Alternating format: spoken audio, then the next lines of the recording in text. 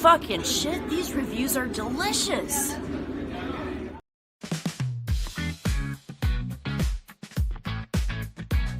Hey, it's Chris Gore, got the knowledge in store. Oh yeah, Alan Ng, watching Trouble With Tessa. Movie and TV show reviews that you need. Film preps on fire, we're planting the seeds. Film prep, we keep it real. Dive into the stories, you know the deal. Turn the phone, it's the place to be. Movie lovers gather round. 1, 2, 3. From blockbusters to indie gold. Oh yeah, Chris and Alan break the mold. Pop your corn, turn down the lights, get ready to groove. Welcome, everyone. Happy Wednesday. It's time for Hollywood on the Rocks. Today on the show, we're talking Supergirl. That's right. Supergirl enters the chat. We will discuss it. Plus, Silver Surfer is coming. Female Silver Surfer is coming along with Galactus, Johnny, and other beloved characters from Marvel's first family. And 2 interviews today with indie filmmakers, the Trouble With Tessa director, Dennis Cahlo, and Death and Taxes director, Justin Schein. At the end of the show, stick around. We'll talk with indie filmmakers, plus your comments, questions, and Alan Ng will be here. He's somewhere. Where is Alan? Where is he? Where is he? Let's go.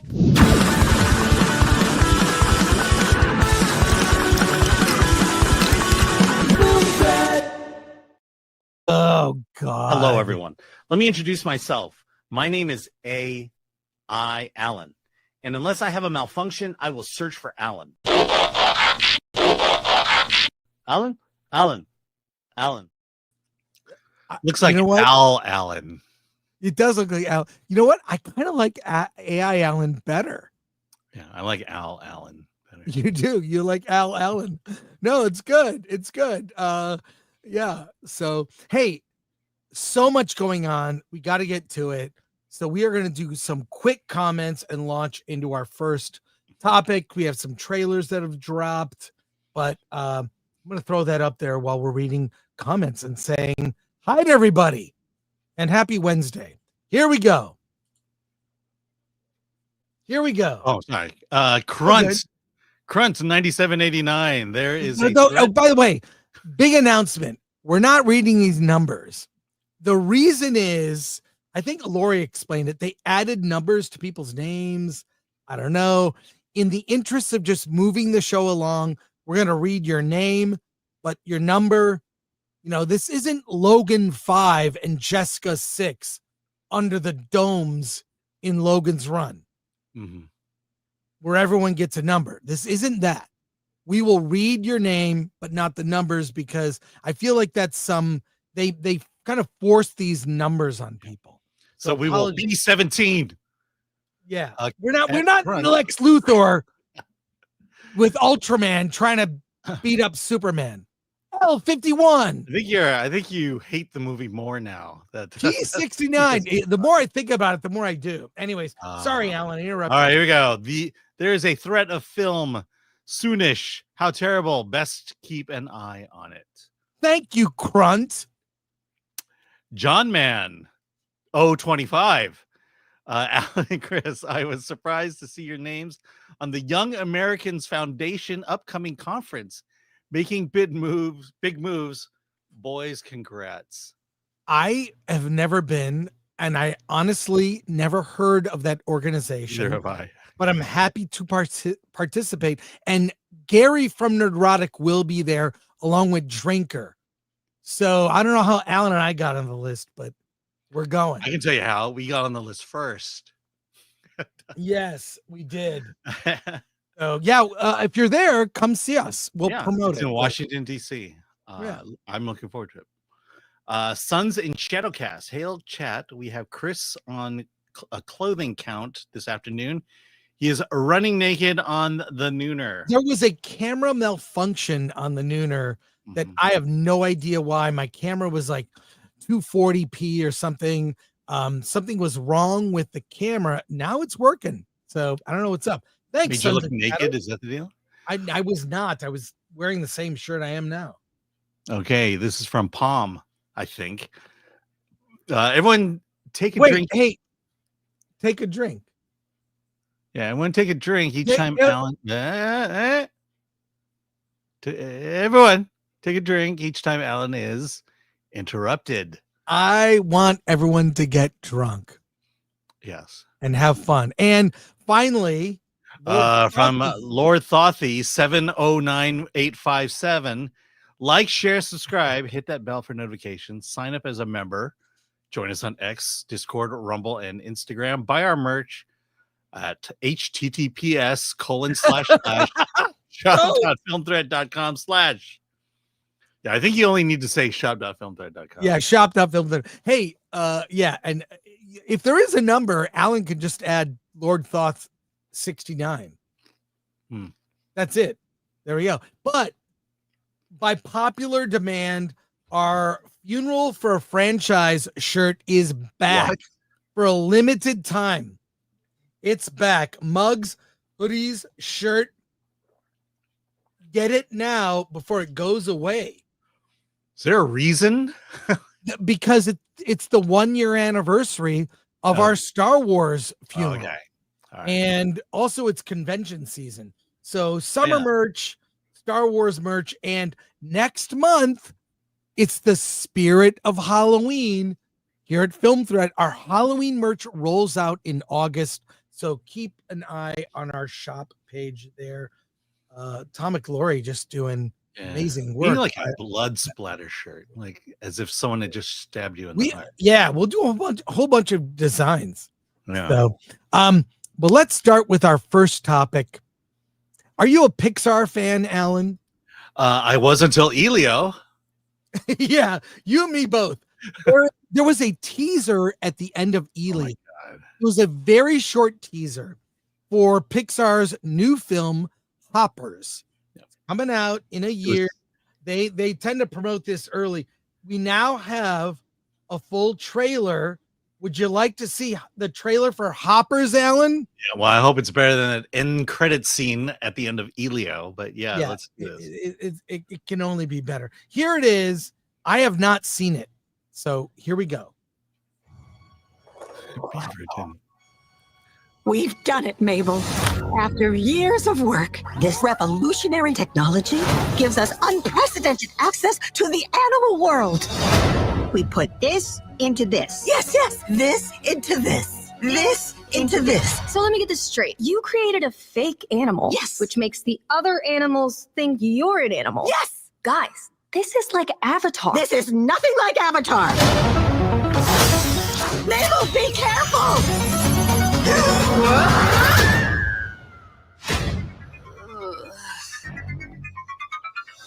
Whoa. Hey. How you doing, girl? Are we vibing? What's up? What's up? I understand you. What you doing, lady?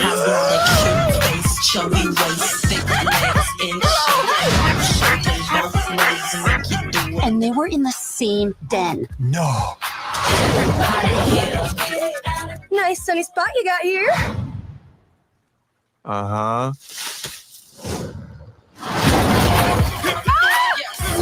Lunchtime! Oh, no. Yay! No! Put him down! Ow! Okay. Why?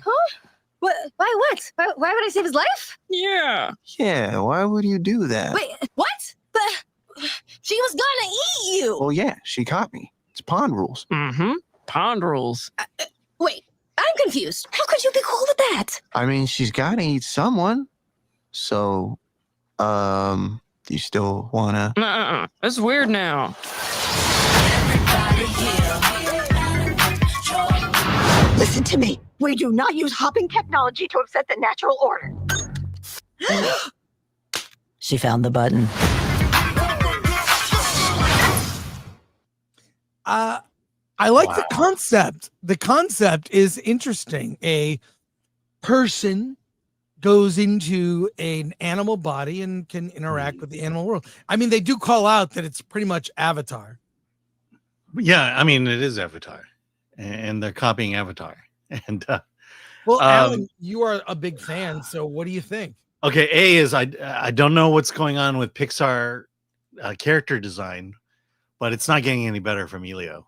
This is different than Elio. Right. But I mean, look, The Incredibles is probably the standard when it comes to animals and all these and human beings. Something's going on at Pixar. They've fired everybody. It looks like they brought people in who don't know what they're doing. The biggest problem with this trailer is I have no clue, other than the gimmick of the movie. I have no clue what this movie's about. So she goes into the brain of a beaver, and then what's the lesson she's supposed to learn? What's the what's the reason I want to send my kids to see this movie? Well, we don't. I mean, it's a tease. It's fine. The concept is much stronger than Elio. The animation better than Elio off the bat. Yes, but look. Pixar has always been great at animation and great at art design, but at the same time, they knew that that's not what brings people to the theaters. It's the story. It's the heartwarming story. And this is just it's just silliness. And it's also really bad jokes, very mediocre jokes. Dare I say, I could have written these jokes. And if I could have written these jokes, it tells you that it's not going to be a good movie. Well, we'll see. We'll see. More topics. But that second beaver was a nice one. I like all the beavers. Yeah. Alan, I like all the beavers. Yes. I like look, if there's a beaver there, I'm for it. Did he say beaver juice? I have no idea why I said that. I don't know what the context of that was. You said it for a reason. Must have. I don't know what that reason was. Hey, big news dropped this morning. The Supergirl teaser poster. The film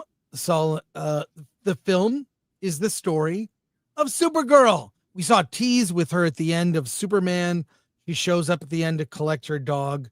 And James Gunn, from his account on X, at James Gunn, says, look out, 2026, and has the Supergirl teaser poster. We see it there. It says look up, but spray painted over. Very punk rock. It says look out instead of look up. And then you see Millie Alcock.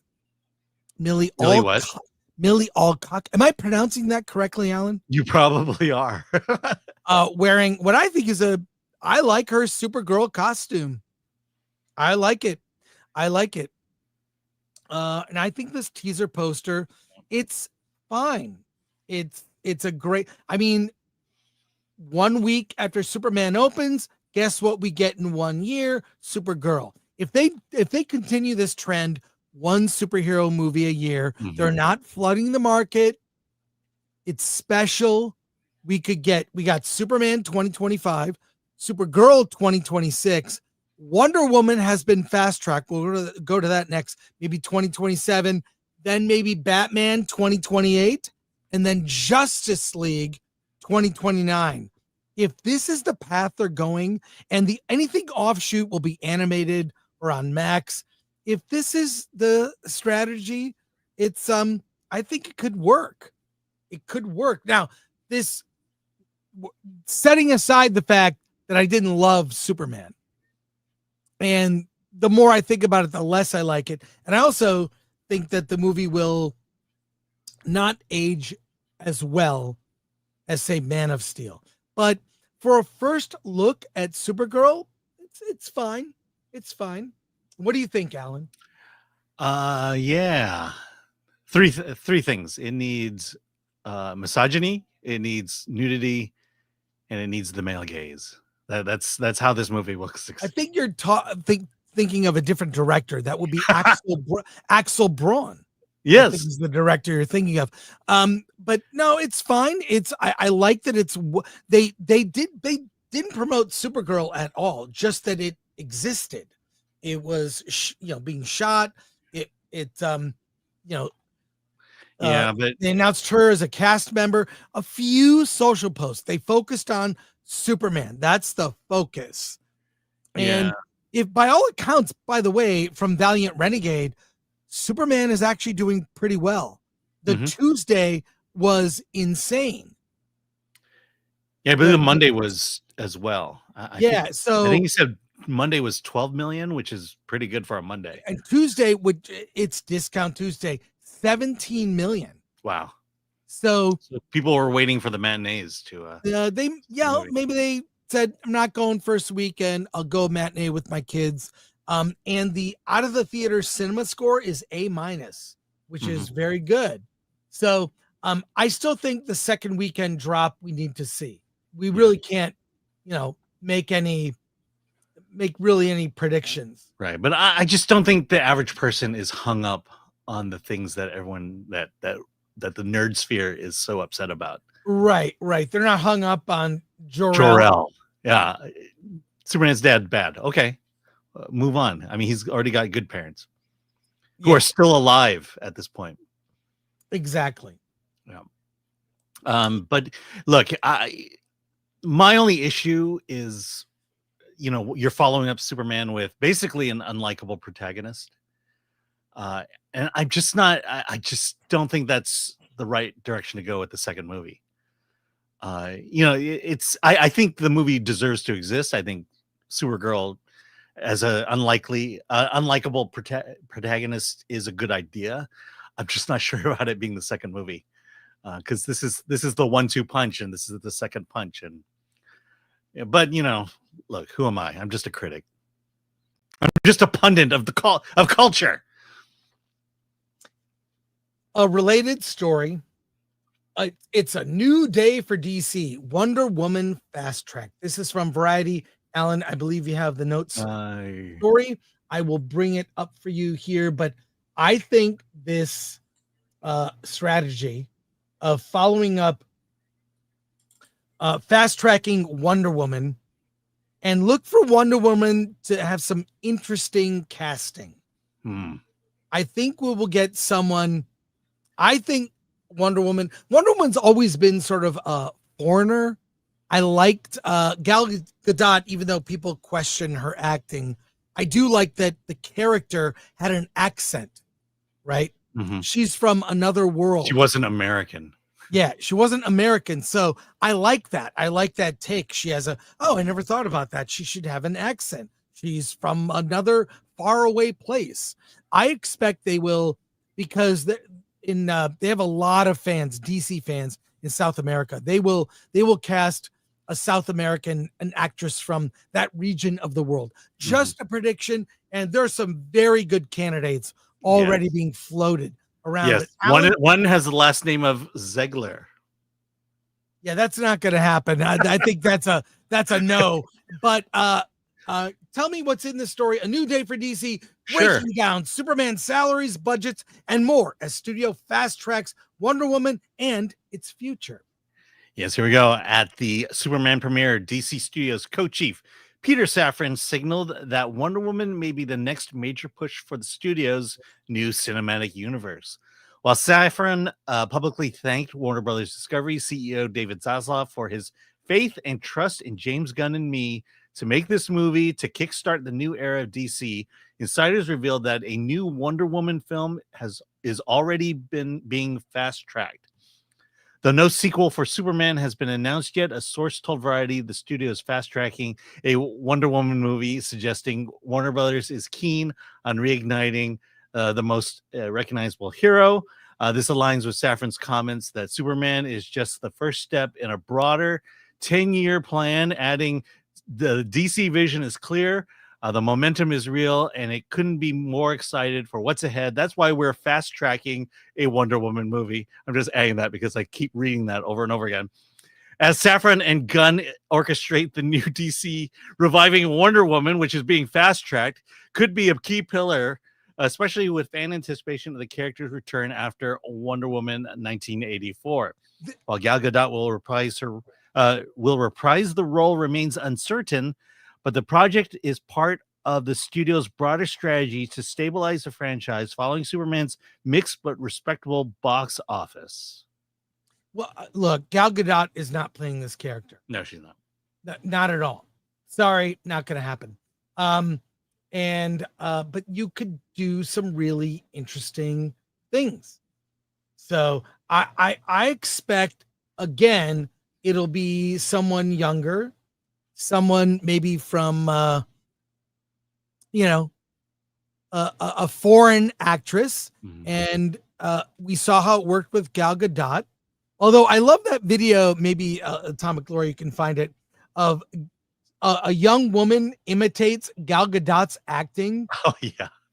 I saw that. I was dying. It's so dead on, her acting. It's hilarious. But I expect they'll go with someone who's not American born. Mhm. And we can kind of see where this is going. Superman movie, a Supergirl movie, Wonder Woman movie, probably a Batman movie. What's that? Green Lantern? Isn't there some Green Lantern? Well, thing there's a too? Green Lantern series Oh, okay. that'll be on Max.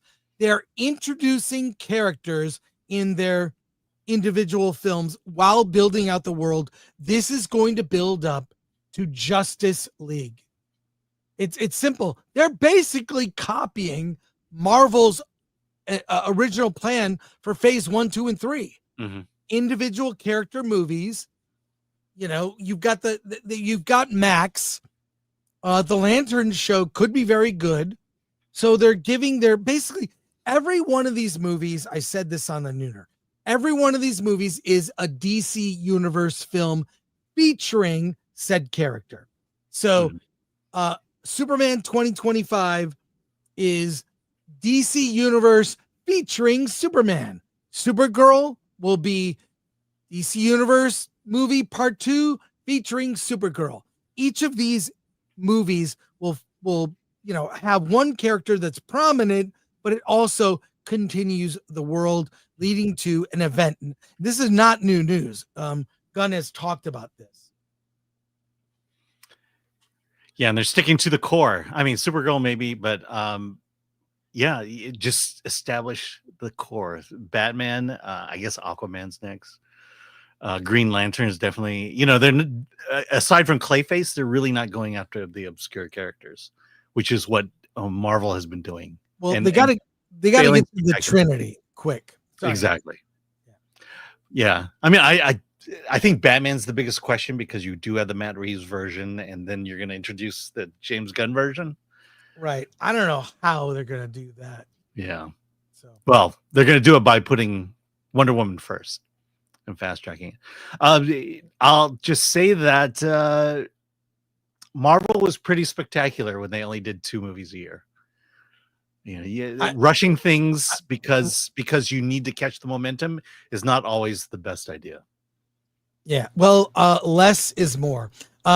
We have this clip, Alan. We have to see it. Yes, we do. If you've not seen this, you really need to see it. This is from Reddit, but I think it's a TikToker though. Yeah, it's a TikToker. But let's take a look at this, Alan. I want you to see this. Oh wait, let me. How about I turn up the audio? There we go.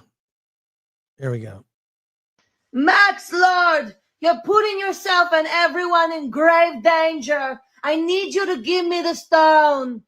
And enough champagne to fill the Nile. Mirror, mirror, magic mirror, who is the fairest of them all? It is our sacred duty, and I'm going to help them. Kyle, no! Oh, she's good. Oh, that's a TikTok cringe. That is awesome. Gal Gadot's acting. That's great. You don't have to have a perfect English accent to be a Hollywood superstar. Just saying. You don't. Hey, Charo, for example. Grave Conversations is a show that is put on by David Desmalchin, friend of the show, actor who played Polka Dot Man, quite brilliantly. He was in he's been in so many things. Late Night with the Devil, he's, I love David Desmalchin. He's now been cast as M. Bison in the Street Fighter movie. But he sat down, or I should say laid down with James Gunn. I didn't know about this. He has a TV show, a YouTube show called Grave Conversations, and it's pretty brilliant.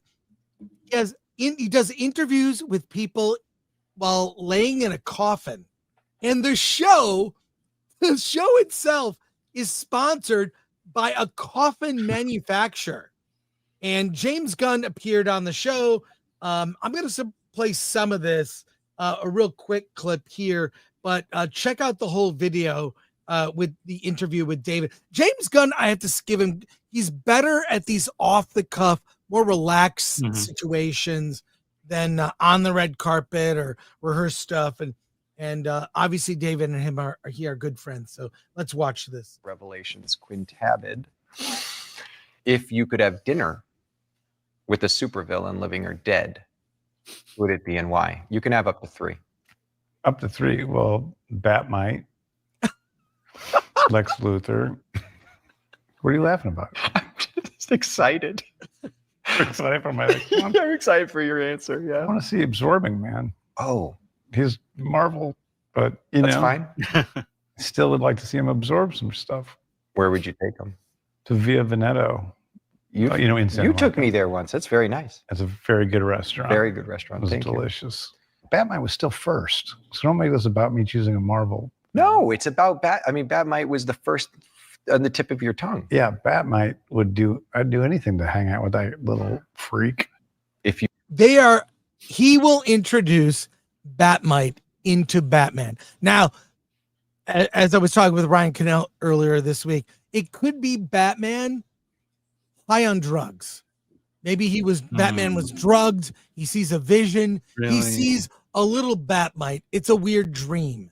But James Gunn is obsessed with the most obscure characters. The fact that he would ask if he could sit down with it, Batmite is number 1. Let's just watch this for a little more. We'll comment on the back end. You wanted to create chaos. What word would you eliminate from the English language? I don't think there's any word that you could cause that much chaos with. You just replace it with something else. So this is a bullshit question. It's a great fucking answer. I love that. The world would work better. You ought to say, what word would you eliminate to make things better? Yeah. And there's so many. Very. All these fucking things that get in the way of just saying what you want to say, right? Very. Get rid of it. So overused. Yeah. Oh my God. What did you think of getting to see Superman? I loved it. I don't want to hear you kind of liked it. I don't want to hear any of that shit. But yeah, so it's a good interview. I like Gunn off the cuff in more comfortable situations. We get little nuggets, but I think Batmite is coming. Mark my words. Might take 4 or 5 years. I don't think we would see Batmite in a Pattinson universe. Although I'd like to see a very dark Batmite. Could we see the Dark Might? The Dark Might. We could see the Dark Might, Alan. Back me up on this. You're just grasping. I am. I'm trying to be the show. I know. You just want Batmite. I want Dino. I want Dino Mud. I know that's Hanna-Barbera, but I want Dino Mud. Hanna-Barbera. Get your universes straight. I said it was Hanna-Barbera. I still want to see. Look, if they could put Jabberjaw in the Suicide Squad, why can't they put Dino Mud in a Batman movie? Well, Jabberjaw stand-in, basically. King Shark. Yeah, and the sad thing is Polka Dot Man is dead. And so David Desmalchin can't get back. No one is dead in fiction. He got stepped on by Starro. Desmalchin is so versatile. Gunn could recast him as something else. They could cast David Desmalchin as Batmite. No. Well, all right, moving on. Yeah, do it. Yes. Move on. Star Wars. David Corenswet. David Corenswet has made no secret. My feed is now filled with every time David Corenswet does anything. I just saw a video. We won't show it. A video of David Corenswet and the cast of Superman arm wrestling. I mean, from the social post to the jokey stuff, it's out of control, this promotion for this movie. But here in this video, David Corenswet talks Star Wars. And it's on in Brittany. I'm learning about so many YouTube shows I don't know about. I think they did every show but ours. But David Corenswet joins Brittany Broski's Royal Court. Never heard of it. Yeah. Have not seen this clip. Looks British to me. It looks very British, but because the royal stuff. Let's look at this. Let's take a look at this clip. I brought you here today is to talk about Star Wars. Let's get fucking Thank serious. goodness. Are you out of your mind? That is not a British accent. Bad guess. But let's hear this. Can I give you a hot take? Yeah. Anakin was valid in everything he did. I recently rewatched episode 1 and 2. Okay, sorry. Yeah, go ahead. To say that Anakin was valid in everything that he did, Yeah, and what's then wrong? to not mention episode 3. Well, obviously, if you don't watch episode 3, there's Yeah, a what's better argument for it all. What, you talking about a certain order or something like that? It's just no, not even that. I mean, honestly, like it He was killed all children. That's what he's trying to say. Was it part of the order technically? Because Here's the thing, though, right? Padme, so in love with Padme. Do anything for love? That's valid. I mean, who wouldn't? Exactly. Obi-Wan ultimately is a boomer. And I hate to say it, but it's true. Yeah, well, he wasn't the one who was supposed to train Anakin. That was supposed to be Qui-Gon. Qui-Gon had the experience and the instinct and and frankly the love, which in the Jedi Order is not terribly encouraged. But Right. Qui-Gon went against the Order in feeling this great love for the kid and having this sense. And if it had been Qui-Gon, it probably would have gone better. But that said, Obi-Wan is also justified because he made a promise to his dying master. He's got to follow through, and he cares about the kid too. What are your hot takes? What are your Star Wars hot takes? Star Wars hot take is you should watch them if you're. Wait, okay. Real quick, David Corenswet thinks more deeply about these questions than the people who work on Star Wars. You mean George Lucas? Because he's talking about forget George. I'm just saying the people that are currently there in the story group. And anyways, back to his thoughts. I got to hear his hot takes. You're going to introduce new people to them. You should watch them 4, 5, 1, 2, 3, 6. That's crazy. So you preserve the twist of, spoiler alert, Darth Vader is his father. It's been out for 60 years. And then but some 5-year-old is going to watch this, and it's your target audience. My right? fan base, yeah, my fan great. base. Mine too. Yeah. And then you watch 1 through 3 as a flashback, essentially, and then 6 is it's not as strong as 4 and 5 as a film, but it's a great culmination to the whole thing. It brings it all together. The stakes are bigger. If you've seen 1 through 3, it feels more like a saga. Okay, I have a follow-up question. Okay, great. You said in Hollywood you had to do a bunch of kind of personal research of like watching old classics and all that sort of thing, and you have some pretty hard. All right, that's pretty much the Star Wars thoughts there. But I like the more I see of David Corenswet, the more I like him, and I really hope he gets to be Superman again in maybe a Superman movie. And I wonder if the way Gunn is, this is my glass half full optimistic take of what Gunn is doing. Who we saw in Superman was Superboy. This is young in his career, hasn't earned the respect yet of metahuman colleagues, but he's getting there, and we will see by the time we get to Justice League or other movies, he has then earned the respect. He is a leader, and other heroes and humanity look to Superman to lead them. I think that could be the long term, and having taken place over 5 years, 8 years, 10 years could be amazing. I mean, we saw Tony Stark was not perfect in the first movies, a drunk, a womanizer, didn't care about, and he kind of got shocked to reality and to kind of clean up his act and look at the harm his company had done, Stark Industries. So, and then he was very selfish, narcissistic, and then his ultimate sacrifice was a selfless act. That was Tony's character arc through all the films and Avengers movies and all that. Maybe Superman will have an arc. There'll be a longer arc. Alan, your thoughts on this?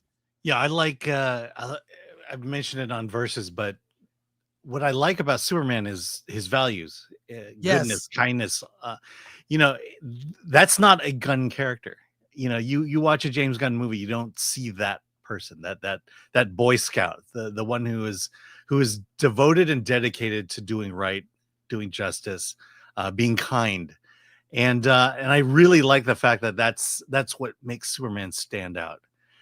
And it even helps more now that David Corenswet is. I mean, he's to listen to him talk, you realize he's not. I don't think he needed the PR training. All he needed to do is just show who he was, a real fan. A guy you can talk about these things with. You could probably disagree with him, and there's no problem there. And going back to the David Dastmalchian interview, James Gunn is best when he's just yapping away with his friends. He's talking about nerd stuff. That's what he's best at. And he's able to be open and honest to say that no, things aren't perfect and things aren't, to admit that there's faults and weaknesses versus everything you get out of Disney is all, tightly manicured. Everything they say has to be. Is so scripted. They sound like publicists and politicians over at Disney. Well, over at DC, they're just natural. Sorry about that, Alan. Yeah, go ahead. I'll end on this. To be clear, David Corenswet didn't mention at all the sequel trilogy. Did not mention the sequel. Only talked about the prequels and the OT, and he even said that the sixth film, Jedi, was not the strongest. Pay attention to those little details, Alan. Pay attention. We have another Star Wars related story before we get to. Speaking of the sequels. Speaking of the Star Wars sequels, Rian Johnson on The Last Jedi and his Star Wars trilogy. And this may be the final word. This is from Rolling Stone. Alan, if you would pull up the notes. Yeah. Rian Johnson on that poker face cliffhanger, Star Wars rumors, and the next Knives Out. Let's hear what he had to say in this interview in Rolling Stone by Alan Sepinwall. Alan? Yeah, my brother. Rian Johnson is opening up about his creative choices on The Last Jedi, his relationship with J.J. Abrams, and the fallout that followed. Johnson clarified that despite fan theories, he and Abrams did communicate while planning the sequel trilogy. We communicated. We met. I spent days with him. I went and made the movie. He emphasized that his decisions weren't meant to undo Abrams' work, but to take the characters to the next level, adding, Kathy Kennedy said, we're looking at someone to do the Empire Strikes Back of the series. I took that assignment very seriously. Regarding the controversial killing of Snoke, Johnson explained it was inspired by Adam Driver's compelling portrayal as Kylo Ren. This is such a compelling and complicated villain. This is who makes sense going forward to build around. As for the famed Holdo maneuver, Johnson said the idea stemmed from A New Hope. If that's physically possible, what would it look like? But I knew we have to use it in a very big way. When asked about the Rise of Skywalker, reversing some of the plot choices, like Rey's lineage, Johnson was gracious. I never approached this as a territory I'm carving out for my thing. JJ did the same thing with the third that I did with the second. He acknowledged the online backlash, but said his lifelong fandom helped him contextualize it. This push and pull and this hatred to stuff that seems new. This is all part of being a Star Wars fan. As for the rumored Star Wars trilogy, Johnson said nothing really happened beyond early conversation with Kathleen Kennedy because Knives Out and his murder mystery film took priority. It was all very conceptual. There was never any outline or treatment. Still, Johnson remains open. If down the line there's an opportunity to do it or do something else in Star Wars, I would be thrilled.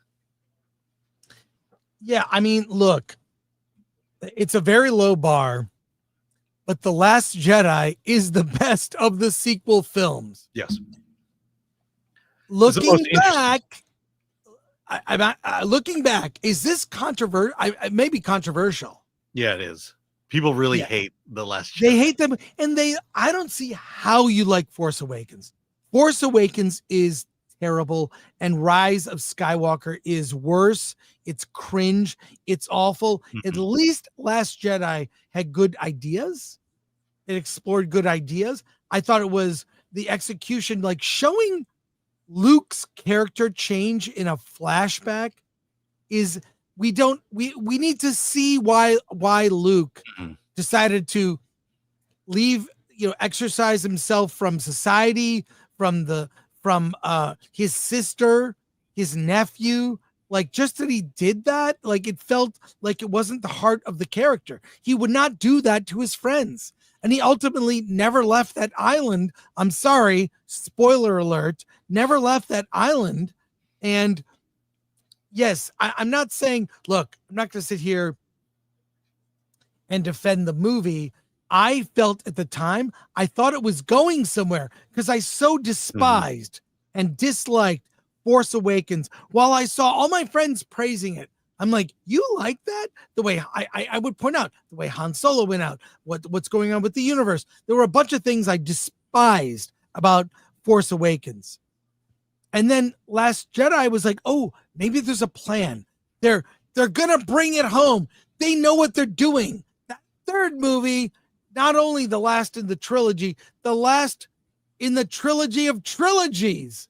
And it ended up being the most colossal disappointment in film history. The worst decision, which you couldn't undo, was Han, Luke, and Leia not being reunited. I know, might be if you're keeping count, it's now in the hundreds of times I've mentioned it, because that was a choice, and that was a terrible decision. Terrible. So, Alan, your thoughts on this? And look, I think the Knives Out movies, for what they are, I did not love the second one. I thought the second was lame. The first one is like, it was all right. It's like a fun murder mystery. Yeah, I like Chris Evans in the first one. Look, clearly he's into mysteries. I mean, Poker Face. That's all Poker Face is a murder mystery. Then they leaned into in the second Knives Out, they leaned into, well, he's gay. And I have a problem with all of that. They start a series off and you're like, oh, this is kind of fun. And then there's a video about this. They just throw unnecessarily gay shit. They hook you with a good story and characters, and then unnecessary gay shit. So, but whatever. I'd rather see I miss the days of John Waters. Probably one of the greatest gay filmmakers of all time. We miss the days of great directors. Yeah. Who could we can list them all off and say we miss those days. If I want to see gay shit, I want to see gay shit done by a master of gay shit. And that's John Waters. And and I'm sure Rian Johnson was kind of, oh, why don't you make whatever Daniel Craig's character, I forget his name. Or worse, it's in the first movie, we're still unclear as to whether he's gay or not. And now can you kind of solidify it in the second movie? All this shit is so predictable. It's so predictable. But yeah, well, I hope in the third movie he does things to even more solidify the fact that he's gay. Because I'm still not exactly sure. So you've got to take me to a public bathroom, restroom or something. But in terms of the most interesting thing about this article is the line Kathy Kennedy said, "We're looking at someone to do the Empire Strikes Back of this series." Because clearly The Force Awakens was the New Hope of the series. And thankfully, Rise of Skywalker didn't even come close to being the Return of the Jedi of the series. But the reason I bring this up is that this was the biggest failing of Star Wars, of the sequels, is that they were trying to replicate what had already been done. Don't The try to fact do that it. this is the New Hope. This is this Empire Strikes Back, when it just should have been a story that progressed. The Han, Luke, and Leia, something probably along the lines of RRR, just to get that in there. And so, again, you follow up George Lucas with a bunch of people who don't know how to progress that story, and they still haven't. The fact that now the Acolyte gets to retcon a lot of what George did in hilarious ways just says something about the leadership over at Star Wars right now, at Lucasfilm. Let's go to your comments. You were never really in the game. Alan is hilarious at times. And Lord Thothy, thank you, Lord Thothy. All three movies were the worst movies of all time. We're going to go to all your comments. I think The Last Jedi, and then we Last Jedi is the best of the worst. That's what basically I said. Yeah. We're going to go to your comments, and then we have some Fantastic Four stories. We're going to start with this, a big 50 from Andrew Fay, and I'm going to be right back, Alan. Just do the soups, and I'll be right back. All right. I'll be Andrew right back. Fay from 562 says, I have observed an emerging trend in which animators are increasingly diverging from traditional mainstream production pipelines to indie and distribute their own original narratives on platforms such as YouTube. Is animation done in Hollywood? Yes, I'll say yes. I can hear all these, by the way. Yeah, but I mean, it's just a matter of time before they shut down Disney Studios in Burbank and move it to Canada. I would submit that the increased timeline is what's causing studio animation to deteriorate. Used to make 3 years to make a movie, make an animated film. That meant 3 years to work on a story, as opposed to now when it's a lot faster than that. Okay, let's see. Sorry, here we go. Fun with collecting for 199. 2 beavers are better than 1, twice the fun. Here we go. Press M to start. 90. Pixar leans into ugly, cheap design, losing charm, while Sony nails it with fun, bold look like K-pop Demon Hunters. Way more memorable and amazing. I would throw Illuminations in there with that. Lady Gravemaster for 5. Love you, gents. If the weekend to weekend drop is 30% or greater, Superman is going to struggle to make a profit. And we'll see. I'm optimistic at the moment. Press M to start for 90, for 380. Thoughts on the live action Zelda movie? I'm Effie. Yes, I saw the pictures of the actors who were selected. They're not hugely famous. What's weird is I'm looking at pictures of them. Mm-hmm. They look like AI actors. They're like good looking. Very generic people. They're like very generic, good looking people. And to me, they looked like they were AI. I know they're not AI. They're real people who exist. But I was not. It looks weird to me. Yeah. Well, what do you think of their melanin count? The Harry Potter casting looks good. Yeah. We've seen, we've seen Harry. He looks really good. He looks like Harry. Yeah. Did you get the one starting from the top? Okay, let's start from the top. I got it. No. Okay, yeah. Alvin Key for 5. I don't think you guys are ready for how woke Wonder Woman will be by Tom King. I don't know why he's a part of the writing team. Is he a part of the writing team? Yes, he is. Okay. It's been I don't know Tom King, so. CC Black, 1987 for 199. Corenswet should be Cyclops in X-Men reboot. That would be great. Could he do Marvel and DC? Not unheard of. Yeah. It's not impossible. Yep. Uneswar for 40. DC nails Superman casting outside of films 2. Yes. Pharaoh of Vibes for 499. Ryan does well with his own movies and doesn't play well with other franchises. He can stay far, far away from Star Wars. He was the absolute wrong choice. No, J.J. Abrams was the absolute wrong choice. J.J. Abrams is the word. I don't blame Ryan. I think he understood the assignment, did what he was told. I have one question for Rian Johnson. How did you get the job? I want to do an entire 1 hour, 2 hour podcast interview. I want Rian Johnson to detail how he got the job as director of the second Star Wars sequel and writer and director of that film. How did you do a lookbook? Did he have a pitch? What did he say in the room? How did he know?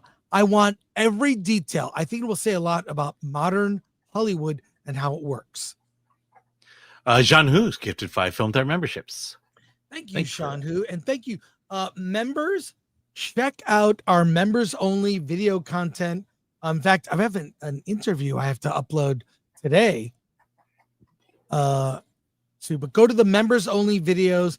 And also we do, you can get on our Discord, lots of things. So there you go.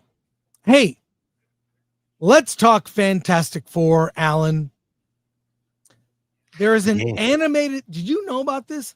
I believe I've seen. I saw something. Well, I don't know if you have. I don't know if you have, but I'm going to show it to you. Let's take a look at this animated promo for the Fantastic Four. Yeah, you got to put it on screen before you play it. I'm going to put it on screen for you here. I'll put it on screen. I see you playing it in the background. No, okay, let's go to it. We'll comment. I might pause it. I don't know yet, but let's watch.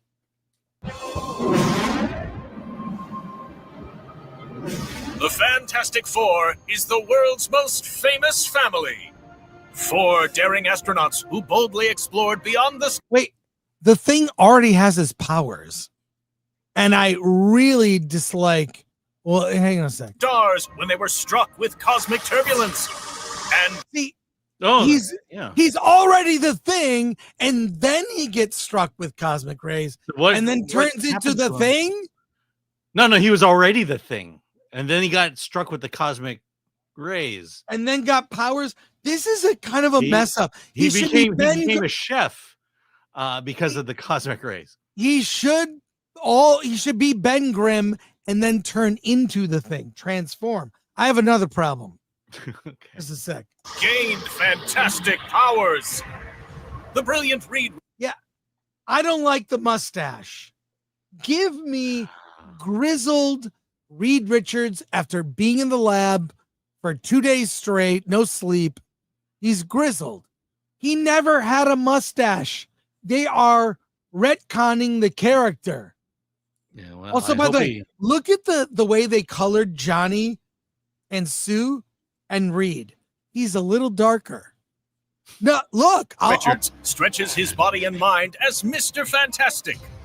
His partner in heroism and love, Sue Storm, projects powerful force fields and disappears from sight as Invisible Woman.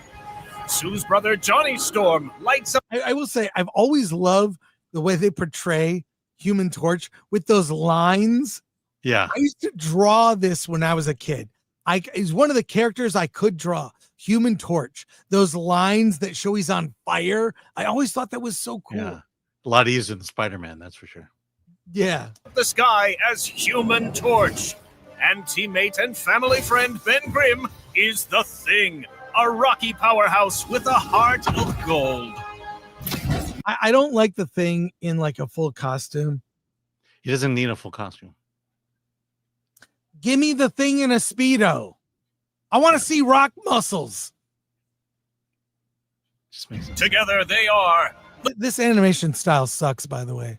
It's like a weird motion comic, but like with a crappy Saturday morning TV style. Even though certain eras of Saturday morning TV cartoons are good, this is not. I don't like this at all. The Fantastic. You have anything to say, Alan? Yeah, because Saturday morning cartoons were actually animated by people. Yes. Even though they were Koreans. Yeah, and then eventually they sent it to, they were animated by people, jobs in America. Then it was shipped overseas. Now it's all computer. Now it's AI. We've eliminated the human from the cartoon element. Yeah, Koreans Fantastic need work. Four, scientists, explorers, protectors, heroes, and above all else, a family. And now, for the first time ever, the Fantastic Four has invited us to meet their family for Sunday dinner in the Baxter Building to find out what heroes are like at home. Awesome! The documentary crew is here to interview me, Johnny Storm. They ain't just here for you, Flame Brain. They're here for me. The Thing. We have a flame brain. Yeah, but at least they got the voice right. Sure. You're running a bit behind. I was in a meeting. Sue Storm, a pleasure to meet you. Excuse me, something just popped up. Oh, Reed, we need forks. Yeah. Thanks. Let me help with that, Herbie. Ah, Reed Richards. I'd shake, but I'm stretched thin at the moment. I'll make sure the food's camera Yeah, I know. ready. Don't make me put you in a force field next. But I'm starving! Tell the kid you can't rush greatness, will ya? You sure you got that hot enough? Whoa, this is on Petunia's family recipe. Would you like the potatoes down there, darling? Right here, honey. Oh, I should check on... Whoa! Whoa! Ben, your stomach's rumbling. Sorry, this interview might have to wait. We're under attack. Come on, guys, let's go. Sue springs into action. Follow me, boys. For the Fantastic Four, it seems Sunday dinner comes with a side of danger. You won't want to miss what happens next. Tune in next time. All right. I hope next time they clean the house. Is this a promo for a new cartoon series? I wouldn't put it past them. Episode 1. All right, that's fine. Enough of this. I don't need to see this. I'm good. I'm good, Alan. I'm good.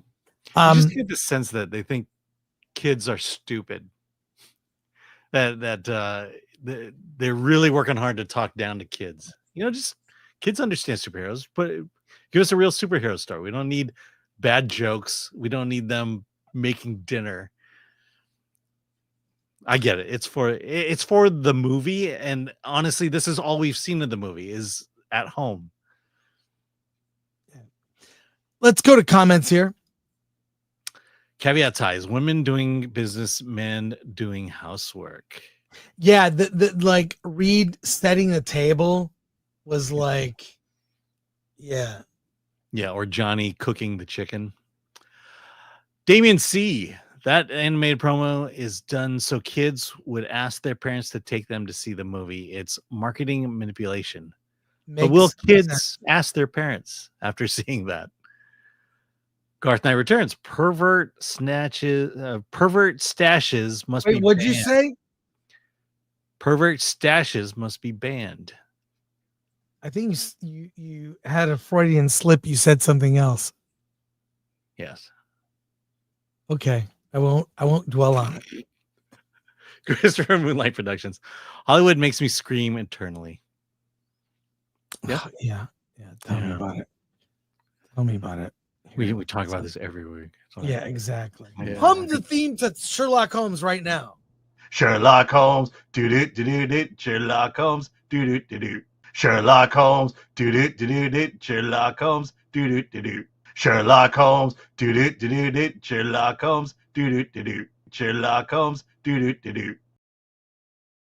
Why would you, in the middle of that, just? Because we need to know. Yeah. I'm now looking forward to Supergirl. Yeah. Hey, the PR push for Fantastic Four First Steps has begun now that Superman is in the rearview mirror, and director Matt Shakman has an interview here in I think this is Variety. We have the notes for the story. Yes, indeed. Let Let me just give you the headline. Fantastic Four assemble. Director Matt Shakman on casting Marvel's first family without auditions and corporate pressures, not being my burden to shoulder. Here we go. Let's hear what he has to say. All right.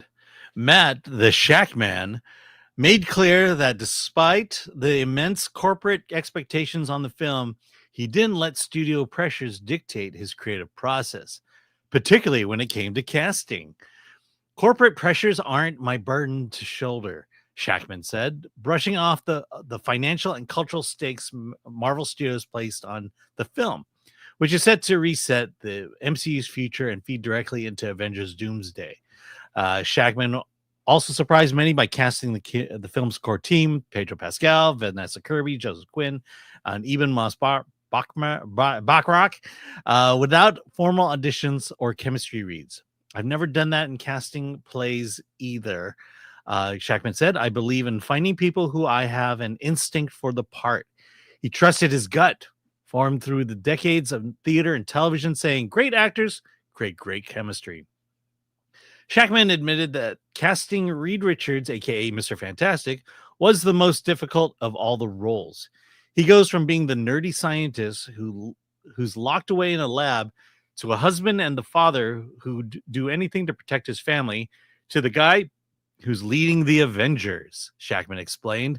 The role required an actor who could embody all these facets convincingly, and yet he casted Pedro Pascal, for whom he shared a long personal history. We had the same talent manager at the beginning of our careers, Pascal recalled. We even almost became roommates. Coming together for Fantastic Four, we felt absolutely fated in the stars. Producer Grant Curtis said the decision became obvious when Shakman shared a personal photo holding his newborn baby, emphasizing the family focus at the heart of the film. Shakman's approach was rooted in his personal experiences rather than studio demands. My challenge is to make the movie that feels personal. Well, what do you think, Alan? I mean, here's the thing. How deeply, because I know this, when it comes to casting these things, directors get some say. They do get a say. They don't have final say because they're not paying for it. It's the producers, the studio. It's a group decision about casting. Okay. So while the director of a big movie like FF or Superman, whatever, I mean, with Gunn, I'm sure he has, more than one vote, right? But, it's a group decision. It's not all on them. That's why the Pedro casting seems so compromised. What are your thoughts? Yes. Well, you need a better catchphrase when you start ranting other than, Alan, what do you think? Just saying. I don't know. Is it me, or I feel like we're leaning too much into family when it comes to Fantastic Four. I get it. They are a family, but I just feel like that this theme just keeps coming up with all the PR, that they're a family, and better yet, they're a family. They're going to save the world, but they're a family. And I just don't remember it being that. I don't remember being overly balanced toward family. In terms of casting, I mean, I think everyone, for the most part, agrees that it's pretty good, except for Pedro. And it'll remain to be seen whether he made the right choice here. But I don't know. Is that what you asked me? I'm just like, what the do more you I see this, look, I'm just so unimpressed. Casting of like beloved characters in big IP is always a point of controversy. And Pedro was not the first choice. There was John Krasinski, there were other. I heard. Was it Adam Brody? Am I wrong about that one? Maybe there were other. I know John Adam- Krasinski didn't want to do it. Adam Driver had a meeting. Now, having a meeting, a meet and greet, and hey, here's some characters. I think Adam Driver would have been a great Reed Richards. But what are your thoughts? What are my thoughts? There's a reason why we like the Superman casting and why we are skeptical of the Fantastic Four casting. James Gunn is a comic book fan. I doubt Matt Shakman is. He's trying to tell a story about a superhero family, and so he's going to cast people who come off as family and not necessarily embodying the roles of the characters. And again, haven't seen the movie, but this is the sense I get watching every damn thing. We're seeing Fantastic Four Monday, this upcoming Monday, which is the 21st? Yes. Yes, 21st. We'll do an out of the theater reaction, and Hollywood on the Rocks will be Tuesday next week at 9 a.m. Pacific time. We may do a late night reaction stream. It depends on it depends. Not if we're gonna do a Monday Tuesday. Well, Monday we can't do the review until no. I'm Monday saying at we 9 do. Yeah, we can't do a review. I think it's best just to do an out of theater reaction, and then we do the Tuesday morning live stream. Alan, I'll make the decisions. Okay. I think what we do is an out of the theater reaction that night, which we'll post, and then we'll do a live stream the next day at Tuesday at 9 a.m. Brilliant. This is why you run things. Yeah. Well, look, I look, either way, we're going to find out very soon. And here's my fear. I think Fantastic Four could be better than Superman. I know. I think it could be. Look, like I said, what are we going to do when Fantastic Four opens stronger than Superman? Solidifying Pedro Pascal as a true Hollywood superstar. Pedro will be the $1 billion man. He will. And we're all going to be unprepared for it. Let's go to comments here. Sons and Shadows cast. And this is why the cast has zero chemistry. Yeah. Mikado 3. Trusting your gut is a terrible idea for casting. Terrible for a couple reasons. One, because you're not just casting for one movie. You are casting for several films, including what might be sequels. So I don't know. It's can you imagine all the confusion? Like what if you recast War Machine in Iron Man 2? I don't know. I like I like Don Cheadle, but Terrence Howard was better. Yeah. I felt he was better. I don't know. I just thought he was better at. CD Sign 69, no way in hell should Franklin be introduced this early in the Fantastic Four storyline. And I bet they recast him in the sequel as well. Yeah, I agree. I think Franklin will be a digital effect. No, I think he's just going to be a I digital heard Franklin effect. was a dick on set that no one liked. Yes, a 2-year-old. I know. I mean- It's like couldn't take directions. Well, what is the timeline for this movie? I mean, It's crazy up here. We know that she's pregnant, right? Well, in most- the movie. At most, Storm. at the end of the movie, he's a year old. Yeah. That's the only thing that makes sense. Hey, Yellow Flash. Good to hear from you. Yellow Flash Productions. Get his comic book. I ordered it right away. Yeah. Golden Patriot. Pedro was like the 9th pick. That's true. Yeah, I'll be honest. I'm pretty sure they got a lot of no's. CC Black, 1987 for 199. If Fantastic Four is huge, Alan owes Pedro an apology. I've just been mentioning that. I said if Fantastic Four beats Superman at the opening weekend, Pedro is solidified as a true Hollywood superstar. Would you? Okay. Do you vow right now? Swear to YouTube that you will apologize to Pedro Pascal for everything that you've said that was even remotely negative. I feel like you want me to apologize for everything everyone else has said. For everything that everyone else has said on behalf of everyone. Yes, I will. I will make a public apologize. apology to Pedro Pascal. Why don't you rehearse it right now? Let's see how it goes. No. It has to happen. I'm not going to give away the brilliant apology I'm about to make. All right. If Fantastic Four beats Superman at the box office. Kane deified. A huge missed opportunity was not casting Vin Diesel as the Thing.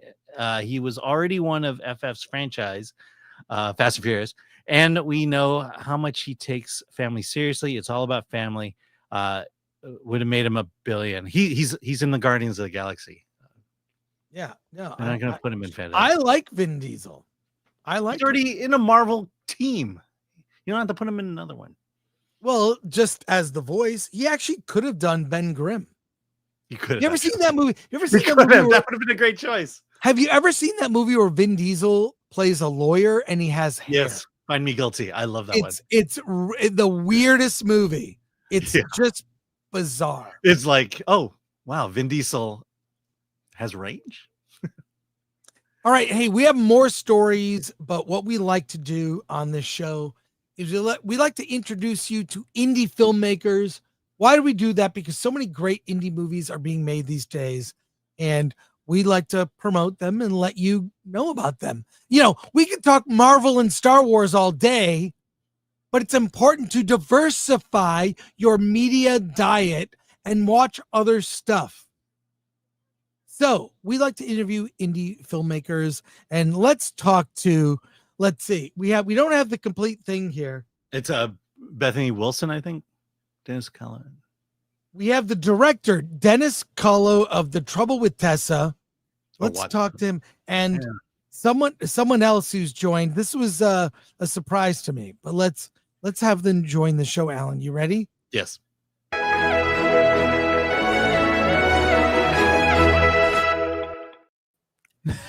Watson. Hey. I knew it was Watson. I'm going to call her Wilson from now on. Wilson? Yeah. I saw your film yesterday. You're and so I remember I'm going, I know it's a W. It's a W. Wilson is close enough. I've been called worse. So you're good. You're good. Well, thank you for joining us on the show here. Sorry for that horribly awkward intro. This is fine. Well. You know, I love you guys so much. You guys are my comfort podcast, and I listen to you all throughout production. I listen to you every day because usually one show will last in my ears for like 3 days because they're lovely and long, and I love it. And to be here and to have you mispronounce her name is an absolute honor. So thank you so much. I know. Well, I saw the W, and Well, you got it. It was close. It was really close. That's fine, man. Yeah. It is funny because hearing your voices and seeing them come out of your faces is interesting because I've just heard them coming out of Dennis's bathroom for the last year and a half. As he gets ready. I bring you into the bathroom with me. That's So it's nice to have you come out of a screen this time. Well, we want to feature you larger there so people get a look at you, but I have to compliment you right off the bat with this amazing setup. You're well lit. Oh, yeah. It looks great. You have a full set. Yeah. The microphones are rocking. This is almost no filmmaker. We talk to a lot of filmmakers who make great movies, yourself included, but never one that has a good podcast setup. We talk to mostly people on their laptops. Yeah, so you already get points for that. Well, thank you. Yeah, you know what it is, Chris? I like to take pride. Every time I listen to you, I'm like, I relate to Chris so much because it is about taking pride in your work, right? Yes. And so if you're gonna show up and you're a filmmaker, put a little. This doesn't take a lot. This doesn't take a lot. It literally is the lights that you use to light your movie. So just hang them up. There you go. You know, tell us about The Trouble with Tessa, and I want to show the trailer so our audience gets a taste of it. You want what you go? Sure. Yeah. I'm always talking. Sure. No, sure. So so The Trouble with Tessa is a 6-episode series that is Screambox's very first original series. So it follows this documentarian named Tessa, who all we know is that they've gotten themselves into trouble in New York. So they're escaping to the Hudson Valley, about an hour and a half north of Manhattan, to kind of get away from everything. And they end up discovering nothing but trouble in their basement, I think is where the trailer kind of will take us. That was good. Thank you. Should hire you as the PR person. Nothing but trouble. Well, there is something to that. Like, I can't say the directors are always the best ambassador of the movie, but because you listen, you probably hear other interviews and you're like, oh, I can knock it out of the park with that one. You know, and then you get on the show and you're like, it's about a woman who moves away. And I mean, yeah, you see other, how we talk about Superman a lot and how they promoted it. And you see, like, get on that promotion train, you know, you're repeating yourself and whatnot. How do you hook people and get them interested in checking it out? Well, yeah, we're super excited too, because this is really the first of its kind. And again, like I said, I've listened to you guys for so long, and I've been with Film Threat since the 90s. So like, I'm old school, man. Old school. Yeah, Oh, yeah. God. I used to get Great. the zine in high school, and like we used to have photocopies, and like that's how I found out a lot about movies, was through zines, and I found out about music through zines. And so this is really cool because this is the first ever show that it's an original show. It's what a lot of what you hear in the comments in this show about, that you want original things and new properties, and this is something brand new. It is a new story. It has something for everyone. It is a mystery. It is also a horror. It's also a drama. There is a lot that has gone into the Trouble with Tessa, so we're really excited for people to watch it, and we've gotten such a great reaction from viewers in the first 2 episodes, because they came out. They're available on Screenbox right now. Next week, episodes 3 and 4 will come out, and the week after that, episodes 5 and 6. And there are so many theories going around, and we've lived with this show for 3 years. So we know every twist and turn and everything. And to see the reaction is so exciting, because everyone's like, I think this is going to happen, and maybe it's this, and maybe it's that. And we're all like, that's amazing. We should have done that. Like, one person, we were like, man, we should have had you in the. That was the better idea. And, I have to say how brilliant the pilot episode is, the first episode. Oh, that's something that I don't see a lot, especially from Disney.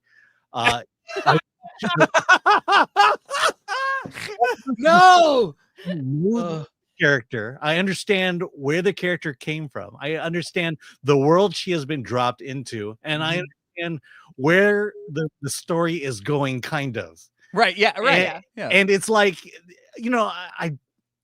it's not that I didn't have to think about it, but because I understand, and because you created such an interesting situation, I'm engaged, and I want to know, okay, what happens next? What happens next? Oh, that's and so cool. That's exactly what a episode 1 or a pilot episode needs to be.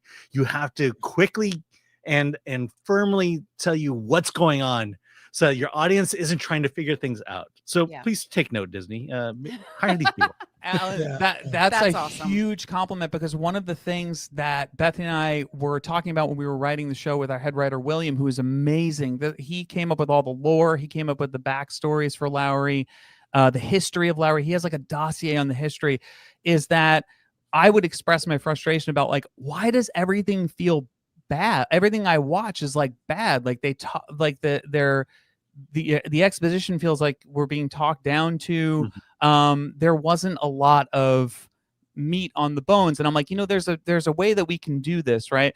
So we had an opportunity with Screenbox, because they gave us Final Cut, which was like unheard of. Yeah. So we said, all right, we're not going to make a second screen show. We're going to make a show that has heart, and it's going to make you want to go to the next episode, but we're not going to give everything away in the first episode. We want to so I took note by listening to you guys and listening to this podcast. And so, not to suck up too much, but I really truly think that if more filmmakers listen to this show, despite, look, everything aside, if you agree, on politically or what you guys like, it doesn't matter. This is such a great focus group for what people are sick of. Like, everyone should be listening to this podcast, including writers and directors and everybody, because it's such a great, it's such a Thanks great for the kind words. What rating did I give it? 8.5 out of 10. It's a 9. It's a 9 now. It's a 9. It's a 9. There you go. Wait, really? Yo, I was so scared of getting the review back from you guys because we haven't seen it yet. And I was really like, frightened. Yeah, I was like, man, if they don't like it, like I failed, you know? Can I just tell you, like, this, we get really excited talking about this little show because we gave everything to make this show. Like this was our shot. Dennis has had a life before this. You know, I had a full career before this. And this was our chance, we felt like, to really step into this world of horror creation, to show everybody we love this, we can do this, this is what we can do. And so we shot it in our house. Our actor lived on the floor. Everyone stayed in our house. Like we catered, we fed them. It was a really low budget, but it was more money than we would have had ourselves. I'm typing we can't disclose the budget, but I typed it in the private chat how much we had to film this show for 6 episodes. And it was like, what? Yeah. And we're That's like the we're gonna lunch do it. budget. That's what we said. I Yep. know. But we're like, we will do this because we need to show people what we can do, and we love this project so much. Yeah. And yeah. Sorry, Let's Chris. watch the trailer. Yeah. Let's show the trailer to our audience. Here we go. Cool. Teaser. What a great teaser. It does what a teaser should do. Yeah. Gets you interested in wanting to see it. That's awesome. fantastic. Thank Wow. you. Yeah, and that was another thing too, is that that's the official trailer, and one of the critiques from people were like, "That's not a trailer, that's a teaser." And I'm like, "Yeah, but if we gave any more away, it would give too much away." Like I feel like a great trailer just sort of gives you just enough that you want to like visit that world. So Hey, we've got over 2,500 people watching live. hi everyone. Hey, Can I say got- can I shout out to Atomic Lori? I listen every Yes. week, so I just want to say hi, Atomic Lori. Hey, Your that's work is great. fantastic. Hi, Yellow Oh. Flash. Hi, everyone in the chat. Sorry. Let's go to the questions from Yeah, our yeah. audience here. Sure. Okay. ADL's 24. What was behind your partnership with Screambox? Who approached who, and how has the experience been working with them? Did they come on board pre or post production? I can take that. Yeah, that was Tony Wash, he works for Screambox for Bloody Disgusting, and we had met him through the show, the short film we did called Lonely Hearts, which Alan, you reviewed and gave us a lovely review, so thank you. And he saw that, he put it on his Bloody Bites roster of short films that they play in blocks, and Screambox Bloody Disgusting Cineverse decided they wanted to kind of take a step into original programming. And so they said to Tony, you have all of these Bloody Bites filmmakers, reach out to the ones that you think could do this, who might be interested, and get some pitches. And so he reached out to Dennis. Of course, I came on because Dennis and I are partners. We brought Will Rogers, our writer, on, and we came up with 3 different pitches. And the one that I think we all really connected with the most was this one, which was originally called A Noise in the Attic. But the noise moved to the basement, so we had to kind of change the name. But then just, through time, like we were the ones who just kept saying, yeah, we're still interested. And Tony was such an advocate for this show. And so he would continue to go back to, Bloody Disgusting and say, hey, we got to make this. Like, these guys are hungry for it. Give them the money. And finally it came through. Yeah. So it was really kind of a partnership from the very beginning. Mm-hmm. Here we go, Alan. More questions? Justin Channels. Right. We don't want more slow burns. Take note, Disney. Yeah, the fact that we're comparing you to Disney tells you. I'll take it. I don't care. I've been privy to the Disney conversations. I get a kick out of them. Yeah, They're fun. They're fun. No, they're so much fun. Yeah, and I agree with you, Alan. Nothing should be center frame. I agree with you. Exactly. Yeah. Oh my gosh. Yeah. People- I had a whole conversation about that on another podcast. Yeah. Fun with collecting asks, when making projects and come to decisions, do you ever go What would Chris and Alan think? Oh, Can yeah. I take that one? WWCAD. Do you mind? Go ahead. Yes, is the answer. Yes. So it's not just what would Chris and Alan think, because I actually don't agree with everything that Chris and Alan say. That's okay, fine. like That's and that's why that's a healthy relationship, right? Yes. That's a Yeah, healthy yeah. parasocial relationship. Yeah. But I actually think, what would the chat think? What would the audience think? So we really, I tried to put the audience first. We always tried to put the audience first, but stay within a specific set of rules for ourselves as to what the show should be and to feel like. And we're happy with the way it came out. But you guys are always the little angel and the devil on my shoulders. Good. It's almost as if you want to entertain the audience. Yes, yeah, and Weird, not treat them like idiots. You know what I mean? Like, there's such a, I don't know, man. Something's wrong. Well, I can't wait to see what lesson you teach them. Thank you, Alan. Thank you. All right, ADLS 24. Dennis, you wear many hats on this and many of your productions. On this production, which avenue gave you the most trouble / frustrations, and which one gets easier each time you attempt it? Oh, that's a good question. Oh, that's a great question. That's a really good question. Well, I would say sound is the worst. I hate running my own sound. It was a nightmare. Bethany famously says that I looked like Bert from the Mary Poppins. Mary Poppins in the Got, like, this beginning. symbols like between his everything. knees Yeah, we were both wearing like those what are the Like Dickies?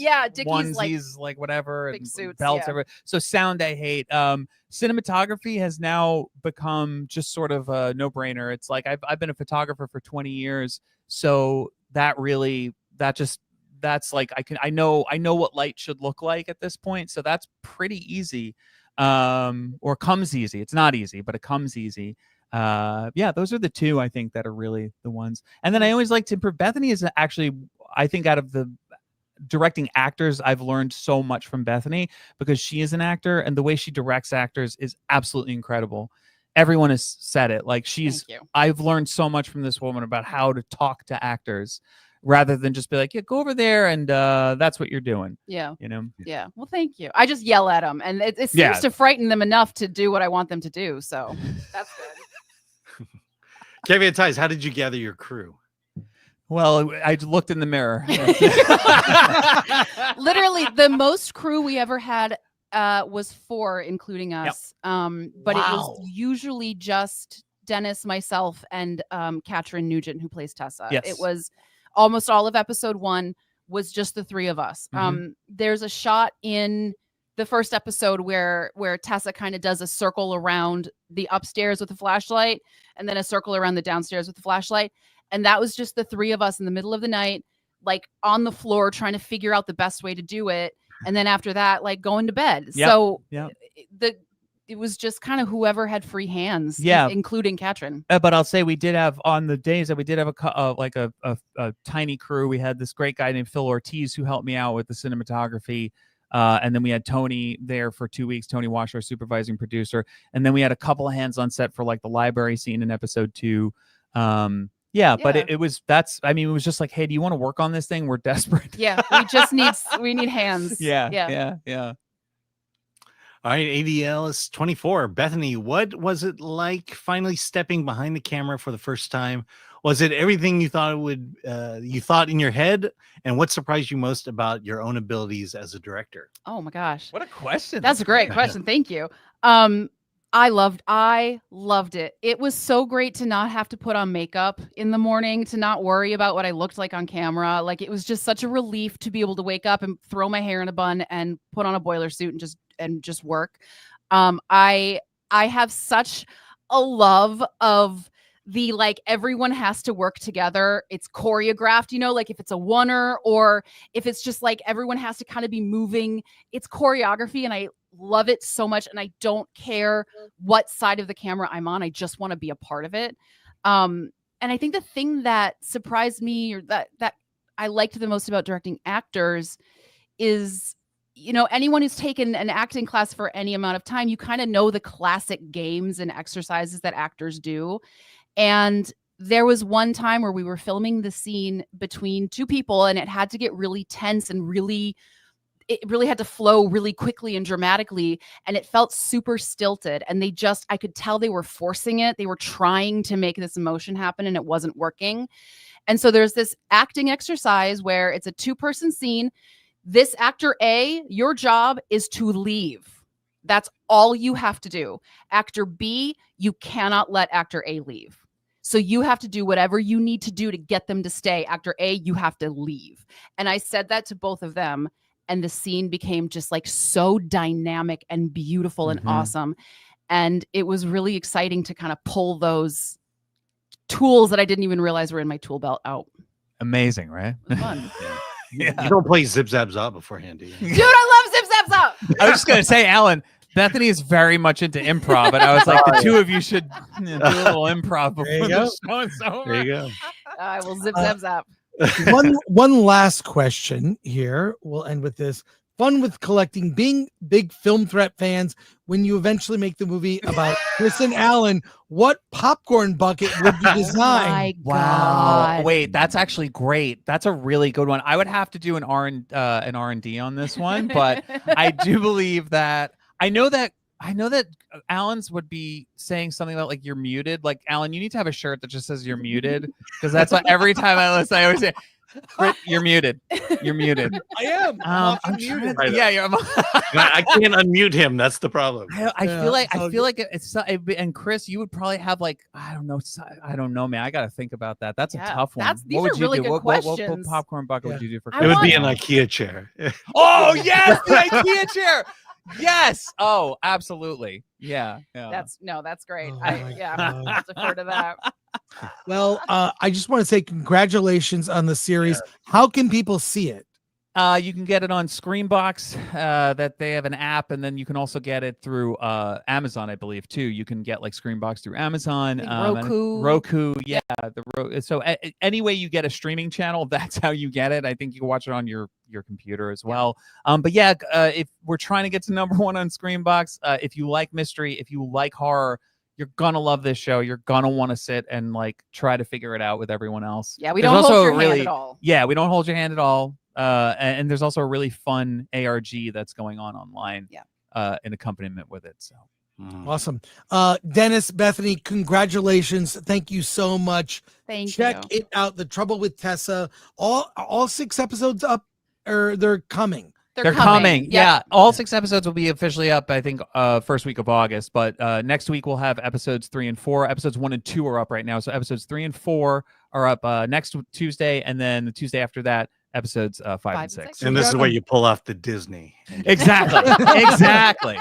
That's a better rollout than Ironheart. So congratulations on that. Thank you. Congrats. Thank you so much. Hope to talk to you soon. Take care, you guys. See you later. Thank you. Thank you so much. It's an honor. Thank you.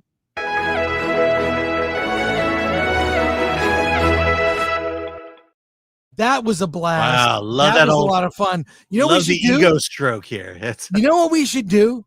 Let's follow this up with another interview. That's right. We have not to bring things down. Justin Schein is here to talk about his documentary, Death and Taxes. Let's talk to him right now.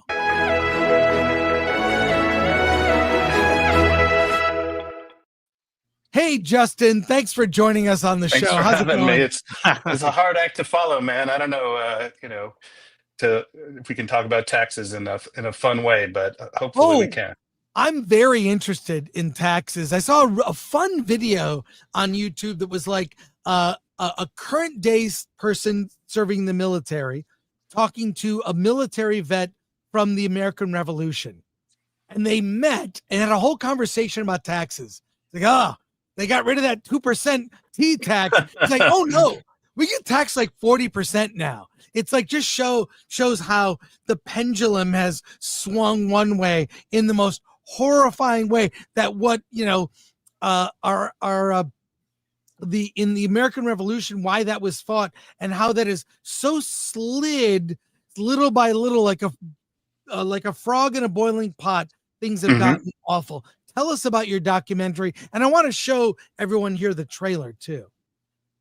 Okay. This is a film that is really at its heart about me and my dad. My dad was a pretty amazing guy who grew up poor during the Depression and became very successful. And then as he grew older, became more and more focused on wanting to, hold on to what he had and pay as little taxes as possible, which is, what most Americans and most human beings would want to do. But he lived the American dream, and he liked to say that, rags to riches. But his education was paid for by the GI Bill. He was in the Navy. I went to law school and college there, he passed away the same year that my son was born in 2008. And I got to thinking, about this question of inheritance and, what is it that we want to leave our kids? And since then, this American dream, this meritocracy, in my estimation, is becoming harder and harder to achieve. I agree. You're a father to a son. I am also, and thank you for your father's service to this country. I'm also a father to a son and a daughter, and neither own houses. And when I bought my first home, which I no longer have, but in 2000, it took years to get there. It took over a decade of saving. And it's just, we're losing the American dream. And it's sad to see, Yeah, well, I mean, I think, the cost of education, the cost of healthcare, the cost of housing is just makes it hard for people who work their butts off to achieve, this dream. And the fact of the matter is that in the 1950s, when millions and millions of people got low interest loans from the government, that kind of planted the seeds of the middle class that we have today. And whether you like it or not, that was really paid for with taxes. I mean, Eisenhower, who was a Republican, the top taxes in his administration were 90%. And that was really on the top of the richest people. So, my issue is that people like my dad, who I love very much and I appreciate, it's just so easy to avoid the estate tax in particular. And we're about to have what they call the great wealth transfer of $100 trillion or more going from one generation to another. And as President Trump's advisor Cohen said, only morons pay the estate tax because it's just so easy to avoid. And who wouldn't avoid it? To be honest with you, I've got kids, and I would be foolish not to take advantage of the most basic loopholes. But it's a problem because that's money that we need to, put it this way. This bill that just passed, the great, big, beautiful bill, literally cuts $1 trillion from the estate tax for the richest 0.1% of Americans, which is me. And it pays for that by cutting Medicaid and food stamps. So it's like a clear choice we're making. And I think that that's fine. We need to, make choices. That's what we do. But we need to have an open discussion about it. Let's take a look at the trailer for your film to give people a taste. I've got it queued up right here. Yeah, there's my dad. At the end, I have just died. Welcome to a Schein family meeting. That's my dad, holding forth on his favorite subject, keeping his hard-earned money from the tax man when he dies. The wealthy have found all sorts of legal ways to reduce their taxes. Have I hurt anybody to accumulate my money? I'm just saying that I've taken a lot of risks in order to do that. My dad was obsessed with the estate tax, money the government takes from extremely wealthy people when they die. That's why some people call it the death tax. I don't want the estate that I worked my tail off to accumulate to go to pay welfare. It's for you, your progeny, and so forth. The fact that you're doing this film tells me that your dad had a fair amount of money set aside, and it clearly is affecting you. this story isn't just about money. It's about family. So I asked my wife for some advice. I mean, the only way that I think anyone will ever see this is if you found a way to not make it some like poor little rich white boy story. Over the next 3 decades, $30 trillion will be passed from one generation of extremely wealthy baby boomers to the next generation. If more and more wealth can be provided to heirs without ever paying any taxes, we are on the way to a permanent aristocracy. Dad decided that he and Mom should retire to Florida, which has no state income or estate tax. But Mom wasn't happy. The question is, am I making compromises? You ask yourself. I mean, Wait, you're an intelligent person. I'm in the middle of a sentence. It felt like Dad was choosing lower taxes over his wife of 40 years. My relationship with Dad is deteriorating. We worry. And I think that worry often makes us try to hold on to everything that we have. After I'm gone, the family will go on. Taxes are really about the wages that we pay together into our children's futures. But I found myself wondering, whose futures and at what cost? You can have concentrated wealth in the hands of a few, or you can have democracy, but you can't have both. I got to say, I really like your dad. I really like your dad. Never met him. He says a lot of, my dad wasn't wrong often, which made him a pain in the ass, but he's a super smart guy. And I loved him a lot. He really earned it. And that's the great thing about this film, I think, is that a couple of things. One is that I have this person who I love, telling the other side of the story. We don't agree, but we still love each other, and we can have an honest and open and respectful discussion. And I think that at this moment in time, that's really important. But when he passed away in 2008, was just when the economy was kind of falling apart, and things have gotten harder and harder for Americans. I don't think that this needs to be a partisan issue. The idea that we live in a meritocracy, where you want your kids to be able to work hard and succeed, is really basic. And I think all Americans want that to be the case. We've got like 2,500 people watching live and a lot of questions from our audience. Would you like to go to questions here?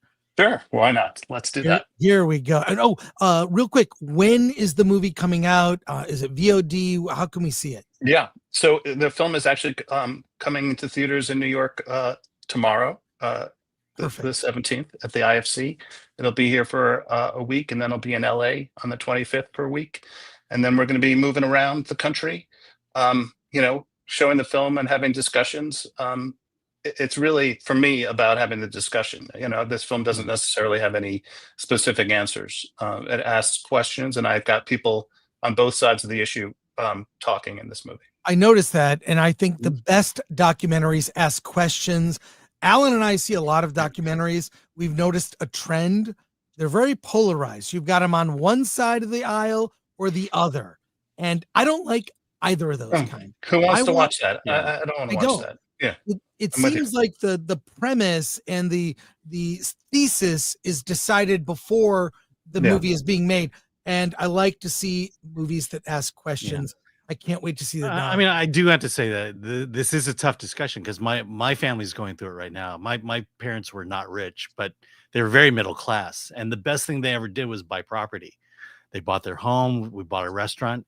And who knew the value of those things would skyrocket the way they did? And, we lived cash poor for most of our lives, but we hold these properties and realizing my dad is like, I can't sell these things because he's just morally against giving the government that much money, that much of a portion of his hard work. Yeah. Well, but the reality is that there's this belief that the estate tax is going to affect everybody, but it literally 0.01% of Americans, you get to a couple gets to pass on almost $30 million before 1 cent of it goes to the government. So it's really only the super rich that have to pay it. And, it's just it's a question like, did they, there's this idea that people are successful on their own, but that's not true in my opinion. We need a stable country with infrastructure and courts and a military to create a place where businesses can succeed, and all those things take resources, take taxes. It's a big question. It's a big Yeah. issue. Yeah. All right. From ADL's 24. How long has this been a subject that you wanted to tackle in this format? Did you always see yourself as making a documentary, or were there other avenues you thought as a way to tell this story? Yeah, that's a great question. I mean, I'm a documentary filmmaker. I've been doing this for 35 years. And for so many of those films have been about other people. I mean, there's this tradition where you make films about people in need, or, and I think that's very well meaning. But, when I decided to make a film about, taxes and wealth, nobody would talk to me because, it's kind of the last taboo to talk about your own wealth in America. So I decided to use this footage that I have of my parents from the late 90s, early 2000s. As a filmmaker, I've been documenting them, and that's what I do. And in 2000, my mom left my dad because she didn't want to be living in Florida, and he insisted that was, where they had to live for tax purposes. So that was pretty dramatic. That is a good kind of foundation for this discussion about, what's important, and what. Now that I have kids, I want them to inherit a democracy where their neighbors aren't, struggling just to pay their bills. So. All right, Davina Duckworth, think about how much tax is paid on the debt interest. Yeah. Again, big issue. It's a broad issue. Yeah, it's a broad issue. And, it's not, people think about taxes like, oh, this is this horrible thing that's kind of dropped on them, but it's their decisions that we make that kind of reflect who we are and what our priorities are. So I think that it needs to be more of a discussion. Interestingly, I think with this last bill, it's really become more of a discussion. So that's important. And the tax cuts that just came through. This last bill made permanent the 2017 tax cuts for the wealthy, and that added something like $5 trillion to the debt. So you're basically kicking the can down the road. We have to pay interest on that, and our kids are going to have to pay for that. My dad said, like, oh, this is the redistribution of wealth if you want to take my money. But if you look at it carefully, wealthy people get far more in tax breaks than poor people do. That's it's important to know that. There's this myth about the makers and the takers. But poor people, are getting paid $7.25 an hour, and paying Social Security and Medicaid and all that. So yeah. All right, Sons and Shadows cast. We've never recovered from the savings and loan scandals, and that was over 40 years ago. A.D. Ellis, how is it approaching economists from all sides of the economic and political spectrum to be a part of the documentary in these polarizing times? Are they concerned about the message and their portrayal? Yeah, I mean, because I have this track record of having made films about subjects that are kind of controversial. I've made several films about gun rights and guns from both sides of the perspective. That I have a certain credibility, but also the fact that my dad so clearly and eloquently states this point of view that is different from mine, I feel like opened the door, that this was more of a discussion, and that was really helpful. So I got lucky, and I got to speak to Grover Norquist and Frank Luntz, who really came up with the whole messaging around, turning the estate tax into this death tax.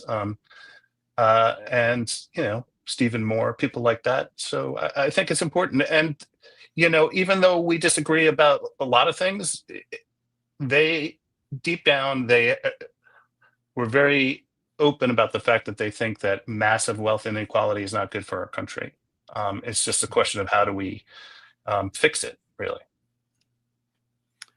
Fun with Collecting, 9.6 on IMDb. Is this your favorite documentary you've made in the last 30 years? Also, do you have more great ideas like this coming up?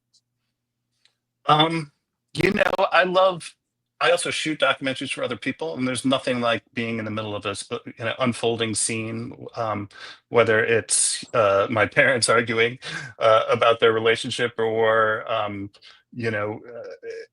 kids. I made 3 films about street kids and heroin. So each one has a moment in it that I love. This is my favorite right now because I'm kind of right in the middle of it. But just the challenge of trying to tell a story that's real and unfolding is a lot of fun and is a real privilege, actually. Well, certainly the way into the topic through your father makes it very personal. So, and being a father yourself. So, yeah, and stressful. It's not easy, talking about these things, but I think it's worth a shot. So.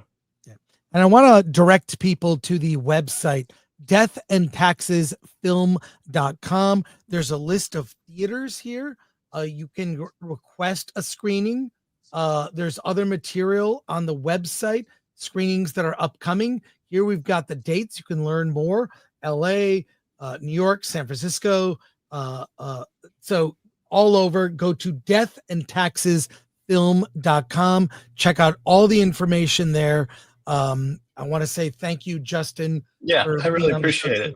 Yeah, it's great talking to you. And no, it's great talking to you. And I'm a big documentary film fan. So for someone like yourself who really explores the topic without maybe having necessarily a 100% preconceived notion where the movie's going, it's rare these days. And so thank you for your work. Thanks. And I want to encourage our audience to check it out. Not everything is Marvel, Star Wars, and all that. We like to encourage people to see other types of. Yep. Thanks. And hopefully, I think it will be streaming in the late fall. So if you can't see it in theater, it'll be available. So. Great. Well, Death and Taxes. It's coming to a theater. It's coming for all of us. No doubt. Great. Thank you, Justin. Thanks a lot. Take care. Thank you so much. See ya.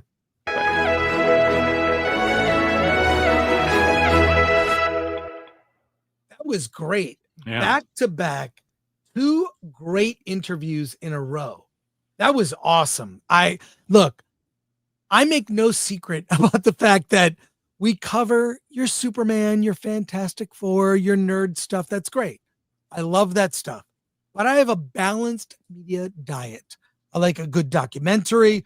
I like a good low budget indie horror film or web series. That's how I keep myself sane.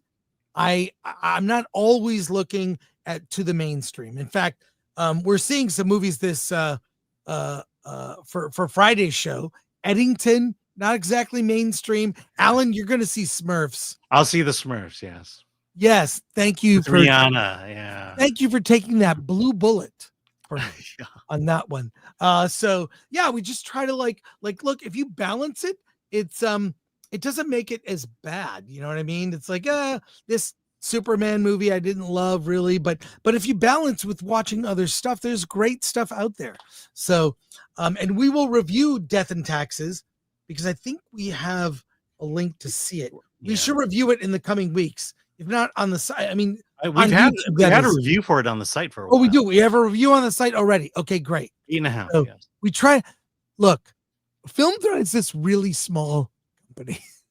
It's a small but very passionate group of people that I'm really just honored to work with, like Brad Gibson, Michael Talbot Haynes, Bobby Lapierre, Sabina DePlacy. We have a good group of new writers that are, so I appreciate it's not one man cannot do this job. One Alan can't even do this job. So and there's so many movies that we cover as much as we can, but as much as we can, we do our best.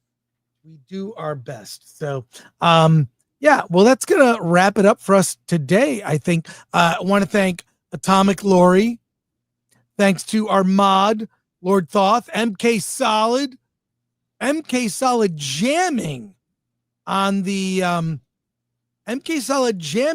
memes. Let me bring these up. Little treat. My notifications on X is a mess. Thanks to MK What? Solid. No, I'm just going to my mentions. I think I see some things here that might be worth it's in the feed. MK's got it somewhere. Where is it? Here it is. I'm going to bring it up. A little promo for the Film Threat shop. Let's share it here real quick. Look at this. Look at this. I know. Taylor Swift in a Film Threat shirt. Go to shop.filmthreat.com. What do we got?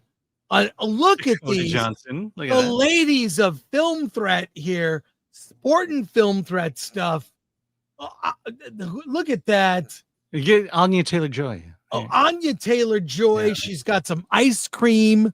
She's got her bikini bottoms. And a Film Threat t-shirt. And a Film Threat. Look at this. Camp Film Threat. Look, if these ladies love Film Threat, why don't you go to shop.filmthreat.com and follow MK Solid 82. I assume that's when MK was born. If not, Young, I don't know, but there you go. Yeah. Oh, hey, wait, something coming in hot. Yeah, look at this. Fun collecting for $199 today was fire. Hail Chris Allen guests and mods. Well, thank you. And you know what? Let's end with a treat. I have a treat. Marvel's Wonder Man. What? We have a teaser. Let's do this. We have a teaser for Marvel's Wonder Man. I want to show it. This just hit X. I have not seen this. I have been such a big fan of Wonder Man. Okay, let's watch this and react on the other side. Ready, Alan? Yes. I was born to play this character. It's not too late to turn this around. I was born to play this character. What? Right? That was it? It's 3 seconds long. It's 6 seconds of a teaser. This will make a good short. Let's watch it again, Alan. See what you notice. He's angry. He has powers. He's up for an audition. I have no idea. Is this like anything like the character from the comics? Well, the character had powers. He was an actor. Does this feel generic to you, though? It feels. Let's watch it one more time. All right. I was born to play this character. It's not too late to turn this around. I was born to play this character. It just loops. I mean, did his eye start turning red? Was that? I don't. It's crazy. That's all we get. There's your Marvel's Wonder Man teaser. 6 seconds. I think it was part of an overall promo for Disney Plus. That's how it made it in there. But hey, I like to save a little treat. I'm going to do this every show now. Hey. Wait. Booker Media said he took his mom. Let's not put that up right now. I'm sorry. Okay. I was in the middle of talking. I didn't put the thing up. But I like to save a little treat for the end of every show. Do a little thing, little something to clip. And Wonder Man, Alan, are you looking forward to the next thing Marvel's gonna do after Fantastic Four? Gosh, I don't remember Wonder Man looking like that. You don't? I don't. For some reason, I just remember him being a white guy, sort of an arrogant actor, yuppie type. But yeah, let's just redefine the character. That's so let me just say probably the gayest thing about me is I love musicals.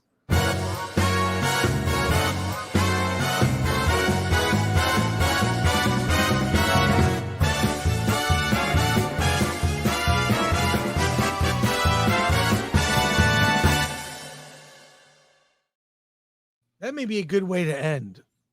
Yeah. Although I heard we have a super chat. Yes. Yeah, from Pilgrim Media too. Took mom to Superman. We walked out. Just saying. Let me say something very serious for a moment. Technically speaking, if we're going to get technical, everyone walked out of Superman. That's Am I true. right? Yeah. Everyone walked out of Superman. That is a fact. Yeah. And another fact is we all walked out at different times. Exactly. Hey, thanks, Alan. This is fun. Yeah. Thank you, Atomic Lori. We'll be back on Friday with reviews of movies that are in theaters that are not Superman, and we'll have more Superman news. Yeah, no. No, read that. Well, was it Bill S. Preston Esquire said not the cripples? Not the cripples. Yeah, thanks. They Bill. rolled out. Yes. And one last soup. Oh wait, And Pilgrim. No, we got that one now. Cool. All right, we'll be back on Friday. Gonna be a really fun show. And Monday, FF is happening, and I, for one, cannot wait. So, by the way, this just came in from Ginormous J. We need a Superman musical. I just reviewed a Superman musical. It's on the Film Threat website right oh my now. God, Alan is on fire with all these Superman reviews. They've Next been week it's amazing. Fantastic Four, but I've reviewed about 8 Superman movies, TV shows, documentaries, what have you. But yes, there is a Superman musical. It was made in the 60s on Broadway. Oh my God, that's awful. Alan, why don't you take us out? Yeah, let's get out of here. Alan, do you have anything to say? Yeah, let's get out of here.